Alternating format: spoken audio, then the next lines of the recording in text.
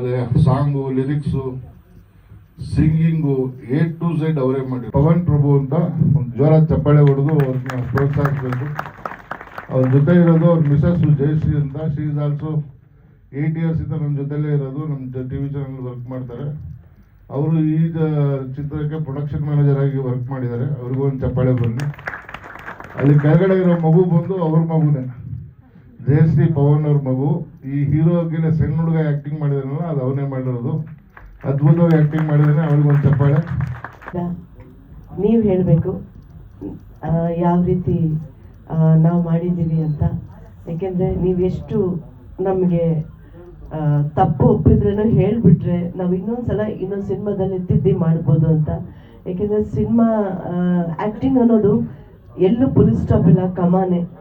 ಎಷ್ಟು ಮಾಡಿದ್ರೂ ಕಡಿಮೆನೆ. ನಾವೇನಾದರೂ ತಪ್ಪಾಗಿ ಮಾಡಿದರೆ ದಯವಿಟ್ಟು ಕ್ಷಮೆ ಇರಲಿ ಅಂತ ಕೇಳ್ಕೊತೀನಿ. Thank you. ಹೇಗನ್ನಿಸ್ತು ಸಿನಿಮಾ? Thank you. ಹೀಗೆ ನಿಮ್ಮೆಲ್ಲರೂ ಆಶೀರ್ವಾದ ಇರಲಿ ಅಂತ ಕೇಳ್ಕೊತೀನಿ. ನಾನು 4 ಸಿನಿಮಾ ನಾಯಕ ನಟನಾಗಿ ಮಾಡಿದ್ದೀನಿ. 3 ಸಿನಿಮಾ ಪೋಸ್ಟ್ ಪ್ರೊಡಕ್ಷನ್ ಕೆಲಸ ನಡೀತಾ ಇದೆ. ಒಂದು ಸಿನಿಮಾ ಇದೇ ಒಂದು ಸ್ಟೇಜ್ ಮೇಲೆ ಟ್ರೈಲರ್ ಲಾಂಚ್ ಮಾಡಿದ್ವಿ, ಹಾಗೆ ಬಿಡುಗಡೆ ಮಾಡಿದ್ವಿ. 25 ಥಿಯೇಟ್ರಿಂದ 30 ಥಿಯೇಟರ್ ಸಿಕ್ತು ನಮಗೆ. ಎಂಟರ್ ಕರ್ನಾಟಕ ರಿಲೀಸ್ ಮಾಡಿದ್ವಿ. ಅದರಲ್ಲಿ ನಾನು ನಾಯಕ ನಟನಾಗಿ ನಟಿಸಿದ್ದೀನಿ. ಬಾನಲ್ಲೇ ಮದುವೆಗೆ ಅಂತ ರಿಲೀಸ್ ಆಯಿತು. ಹೀಗೆ ಎಲ್ಲರೂ ಸಪೋರ್ಟ್ ಮಾಡಿದ್ರು. ಹೀಗೆ ಹೊಸ ಕಲಾವಿದರು ಬೆಳೀಲಿ ಅಂತ ನಿಮ್ಮೆಲ್ಲರೂ ಸಪೋರ್ಟ್ ಇರಲಿ. Thank you everyone. Thank you so much uncle for coming. Thanks a lot. Thank you uncle ಬಂದಿದ್ದಕ್ಕೆ. ಆ್ಯಕ್ಚುಲಿ ನಮ್ಮ ಅಂಕಲ್ ತುಂಬ ಕಾಯ್ತಾ ಇದ್ರು. ನಮ್ಮಪ್ಪ ಸಿಕ್ಕಾಗೆಲ್ಲ ಯಾವಾಗ ಅವಳ್ದು ಫಿಲಮ್ ಅಂತ ಅವರು ಹಿ ವಾಸ್ ವೇಟಿಂಗ್. ಹೇಗಿದೆ ಏನು ಎಲ್ಲ ಆಮೇಲೆ ನಿಮ್ಮ ಒಪಿನಿಯನ್ ಶೇರ್ ಮಾಡಿ. ಏನೇ ಮಾಡಿದ್ರು ಸೊ ಇವತ್ತೊಂದು ಈ ಒಂದು ಸ್ಟೇಜ್ ಮೇಲೆ ನಿಂತ್ಕೊಂಡು ಮಾತಾಡ್ತಿದ್ದೀನಿ ಅಂದರೆ ನನಗೆ ನನ್ನ ತಾಯಿ ಕಾರಣ. ಅವತ್ತಿಂದ ಇಲ್ಲಿವರೆಗೂ ನಾನು ಏನೋ ಒಂದು ಕಷ್ಟ ಆಗಿರ್ಬೋದು, ಏನೋ ಒಂದು ಕೆಲಸ ಇಲ್ಲದೆ ಆಗಿರ್ಬೋದು, ಏನೋ ಒಂದು ಆಗಿರ್ಬೋದು, ನೀನೇನೋ ಮಾಡು ಮಗನೇ ನಾನಿದ್ದೀನಿ. ಅವ್ರು ತಿಂದಿದ್ರು ಪರವಾಗಿಲ್ಲ, ನನಗೋಸ್ಕರ ಅಂತ ಒಂದು ಏನೋ ಒಂದು ಎತ್ತಿರ್ತದೆ. ಎಲ್ಲರೂ ಮನೇಲಿ ಇರೋದೆ ಮಕ್ಳಿಗೋಸ್ಕರ. ಎಲ್ಲರೂ ತಾಯಿ ತಂದಿದ್ರು ಎಲ್ಲ ಮಾಡ್ತಾರೆ.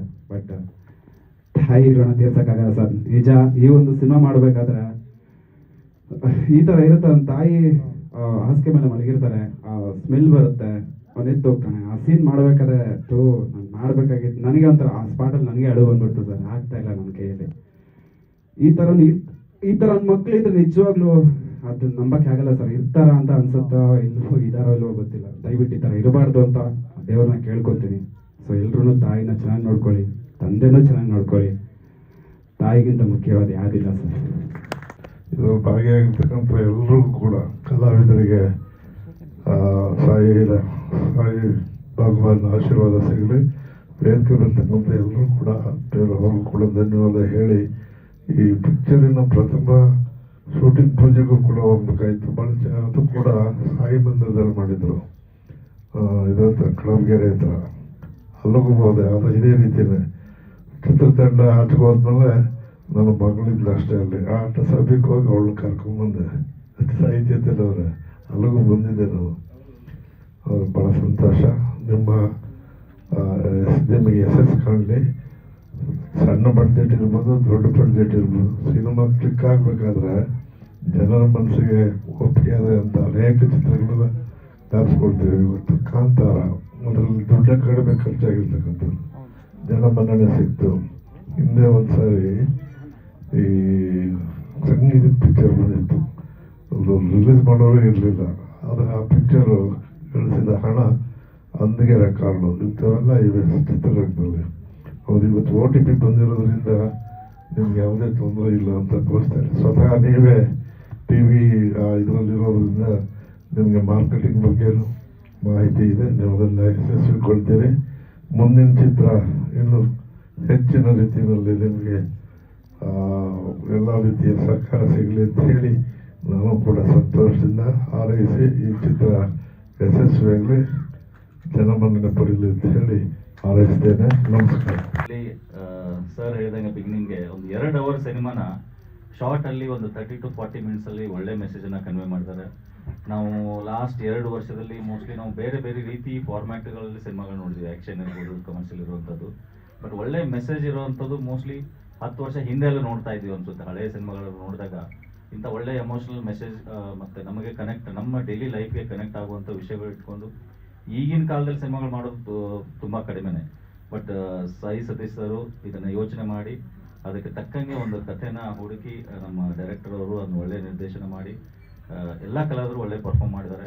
ನಮಗೆ ಶಾರ್ಟ್ ಡ್ಯೂರೇಷನಲ್ಲಿ ಪ್ರತಿಯೊಬ್ಬರಿಗೂ ಮನಸ್ಸಿಗೆ ತಟ್ಟುವಂಗಾಗಿದೆ. ಸೊ ನಾವು ಇಲ್ಲಿ ನಾನೊಬ್ಬ ಪ್ರೊಡ್ಯೂಸರು, ನನಗೂ ಗೊತ್ತು ಯಾವ ಥರ ಅಂದರೆ ಈಗ ಇಂಡಸ್ಟ್ರಿಯಲ್ಲಿ ನಾವು ಕಮರ್ಷಿಯಲ್ ಪ್ರೊಡ್ಯೂಸರ್ ನೋಡ್ತೀವಿ ಮತ್ತು ಪ್ಯಾಷನೇಟ್ ಪ್ರೊಡ್ಯೂಸರ್ ನೋಡ್ತೀವಿ. ಕಮರ್ಷಿಯಲ್ ಅಂದರೆ ನಾನು ದುಡ್ಡು ಹಾಕ್ತೀನಿ, ದುಡ್ಡು ಎಷ್ಟು ಬರುತ್ತೆ ಅಂತ ನೋಡುವಂಥವ್ರು ಒಂದು ಸೆಕ್ಟರ್ ಆಫ್ ಪ್ರೊಡ್ಯೂಸರ್ಸ್ ಇರ್ತಾರೆ. ಪ್ಯಾಷನೇಟ್ ಅಂದರೆ ನನಗೆ ಏನೋ ಮಾಡಬೇಕು, ನಾನೇನೋ ಒಂದು ಸಮಾಜಕ್ಕೆ ಡೈರೆಕ್ಟಾಗಿ ಹೇಳದೇ ಇದ್ರೂ ಈ ಚಿತ್ರಗಳ ಮುಖಾಂತರ ಕೆಲವೊಂದು ವಿಷಯಗಳನ್ನ ತಿಳಿಸುವಂಥದ್ದು, ಆಮೇಲೆ ಒಂದು 100ಕ್ಕಿಂತ ಹೆಚ್ಚು ಕಲಾವಿದರಿಗೆ ಒಂದು ಅವಕಾಶಗಳನ್ನ ಕೊಡುವಂಥದ್ದು. ಈ ಪ್ಯಾಷನೇಟ್ ಅಂದರೆ ನನ್ನಿಂದಾಗಿ ಜನರಿಗೆ ಹೆಲ್ಪ್ ಆಗಲಿ, ಇದು ಒಂಥರ ಸೇವೆನೇ, ಇದು ಒಂದು ಕಲೆ ಸೇವೆ. ನಾನು ಮಾಡ್ತಾರಂಥ ಸೇವೆಯಿಂದ ಒಂದು 100 ಕಲಾವಿದರಿಗೆ ಹೆಲ್ಪ್ ಆಗುತ್ತೆ ಮತ್ತು ಇಡೀ ಸಮಾಜಕ್ಕೆ ಹೆಲ್ಪ್ ಆಗುತ್ತೆ. ಆ ಥರ ಒಂದು ಒಳ್ಳೆ ಪ್ಯಾಷನೇಟ್ ಪ್ರೊಡ್ಯೂಸರ್ ಆಗಿ ನಮ್ಮ ಸಾಯಿ ಸತೀಶ್ ಅವರು ಹೊರಹೊಮ್ಮಲಿ, ನಮ್ಮ ಕನ್ನಡ ನಾಡಿಗೆ ಒಬ್ಬ ಒಳ್ಳೆ ನಿರ್ಮಾಪಕರಾಗಲಿ ಅಂತ ಆಸೆ ಪಡ್ತೀನಿ.